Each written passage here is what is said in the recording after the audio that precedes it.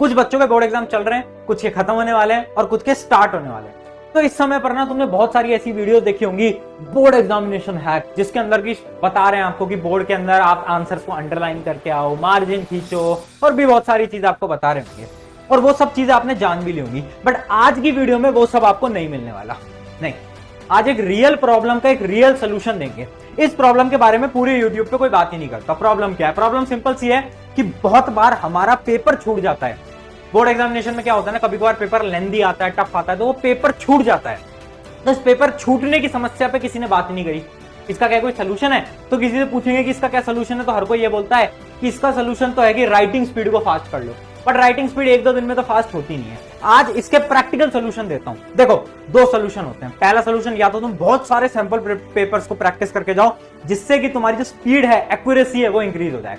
But अब आखिरी के टाइम में वो करना पॉसिबल नहीं है। तुम ये तो नहीं कर सकते कि 10-10 सैंपल पेपर प्रैक्टिस करके जा रहे हो। अब तुम ये नहीं कर सकते। तो अब प्रैक्टिकल सोल्यूशन क्या है?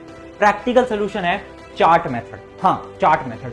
भैया चार्ट मेथड क्या होता है? बहुत ध्यान से सुनना, बहुत ध्यान से समझना, बहुत ज्यादा इंपॉर्टेंट है। देखो यार, इमेजिन करो मेरे पास 5 मिनट बचे हैं एग्जाम खत्म होने में और मेरा एक 5 नंबर का क्वेश्चन बच गया।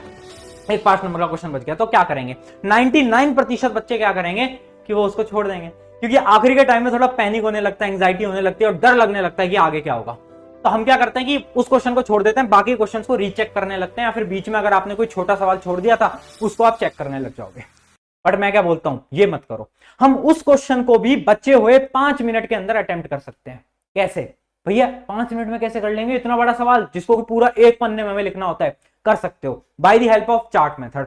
चार्ट मेथड दिखाता हूं। देखो, इमेजिन करो एक सवाल आया साइंस का, सीबीएसई वालों का कल ही पेपर है तो साइंस का एग्जांपल लेके आया हूं। बाकी तुम किसी भी सब्जेक्ट का एग्जांपल सोच लेना, इमेजिन कर लेना, इमेजिनेशन पावर तुम्हारी अच्छी है ही। देखो, कोरोजन का मैं एग्जांपल लेता हूं। इमेजिन करो एक सवाल आया, what is corrosion, explain corrosion, corrosion होता क्यों है, कोरोजन के प्रिवेंशन मेथड क्या है, और पूरा एग्जांपल वगैरह से समझाओ।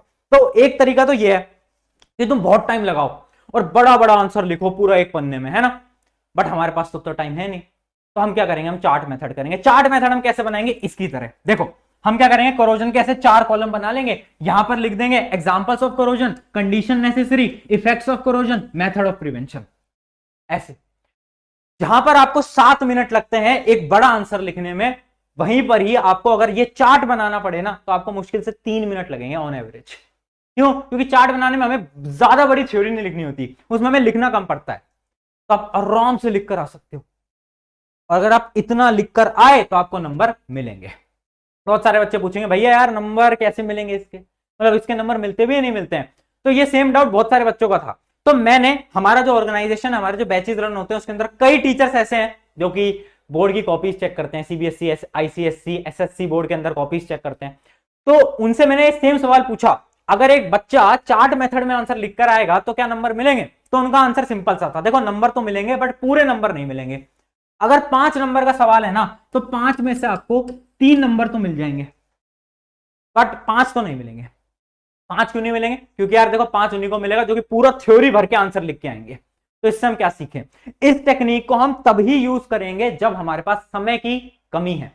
ऐसा नहीं कि पूरे पेपर में तुम चार्ट मेथड से अटेम्प्ट करके आ रहे हो तो बेटा नंबर तो कटेंगे, याद रखना। इस मेथड को तभी यूज करना है जब तुम्हारे पास टाइम कम बचा है, क्वेश्चन ज्यादा बचे हैं, आखिरी का टाइम है। क्या करोगे? चार्ट मेथड बनाओगे, 5 में से एटलीस्ट 3 नंबर तो सिक्योर कर लोगे। और तुम्हें पता है 3 नंबर का वेटेज कितना ज्यादा होता है, मुझे बताने की जरूरत नहीं है।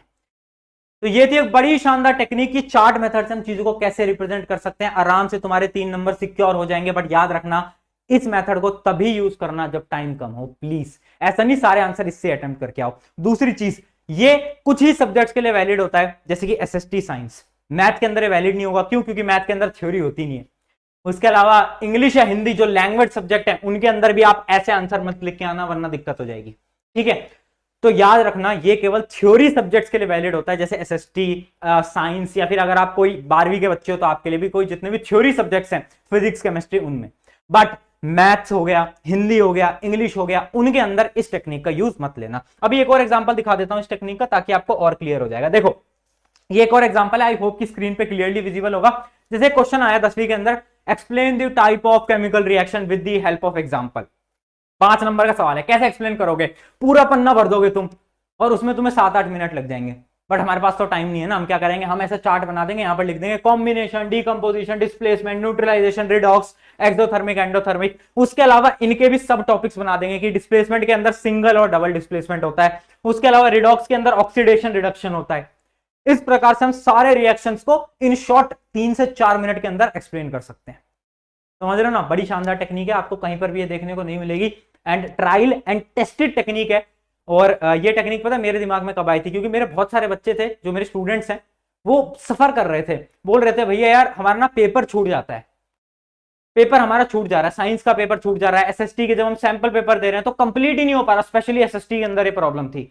तो उसका एक जोड़ सोल्यूशन लेकर आया हूं, है ना, क्या है, चार्ट मेथड। तो यही थी आज की वीडियो, आई होप आपको चीजें समझ आ गई होंगी। ज्यादा बड़ी वीडियो नहीं खींचेंगे क्योंकि हमारे पास समय कम है, आपके पास समय कम है, मेरे पास तो अभी समय है, आपके पास समय कम है, एंड मैं वो टीचर नहीं हूं जो कि व्यूज लेकर पैसा कमाए, है ना। हम आपको पढ़ाकर, आपको गाइड करके, आपको मेंटोर करके उसी में ही हमें शांति मिलती है, उसी में हम खुश रहते हैं। ऑन दिस नोट शुक्रिया एवरीवन। एंड एक आखिरी चीज बोलूंगा यार, देखो डीमोटिवेशन होगा, डर लगेगा, एग्जाम के टाइम पे फियर होगा।